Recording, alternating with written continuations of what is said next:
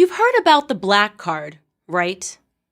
No, not the one from Visa or American Express. This one is much more valuable.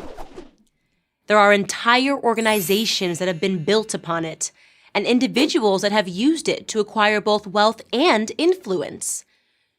If this sounds like something you might wish to own, you should know that there is only one way you can get your hands on it. You have to be born with black skin. That's the only requirement. Really. You can be poor, middle class, rich, it doesn't matter. The black card will still confer upon you an entire history of oppression, even if you've never been oppressed. Flash the black card and most white people will cower. Play the black card expertly and you can win awards, make millions, all the while claiming that the people who got you there somehow hate you. With a black card, you can sell books full of indecipherable prose, because with a card that powerful, who cares if your words make any sense?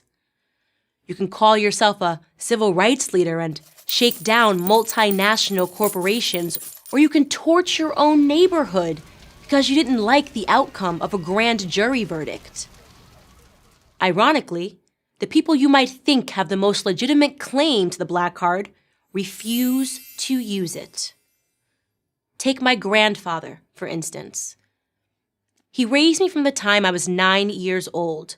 Born in 1941 in rural North Carolina, he started working at age 5, laying out tobacco to dry on a sharecropping farm. Jim Crow, separate drinking fountains, and the KKK were ever-present realities. He was 17 when he married my grandmother. He made a living cleaning homes and office buildings until he saved up enough money to open his own cleaning business.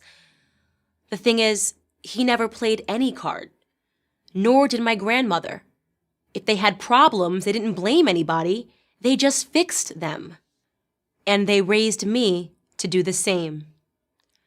Chores were a requirement in their household.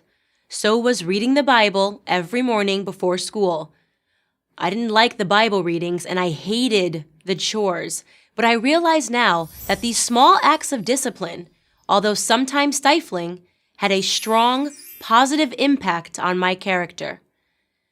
I was a first-generation college student. This was supposed to be the ticket to prosperity, but it wasn't. I left college with a mountain of debt and no practical skills. I had just $80 in my bank account and very few prospects. I could have given up. I could have dug deep into my history and declared myself a natural product of ancestral oppression.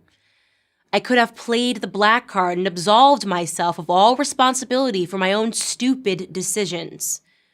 Except I didn't. Because it would have destroyed my grandfather's legacy.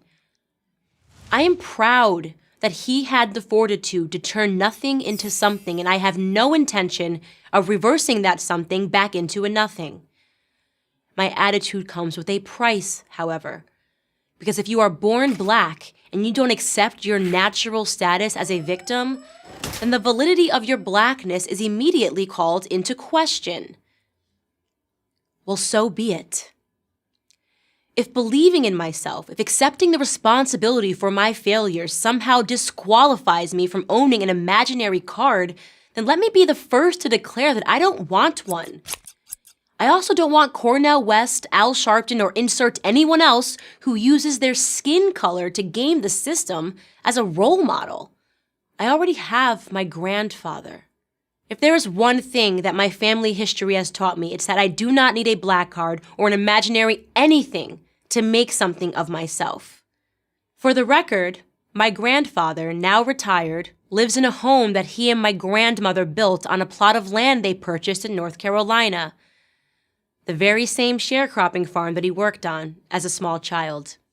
His story is unique. His story is beautiful because it's American. And that's the only card I've ever been interested in playing. I'm Candace Owens for Prager University.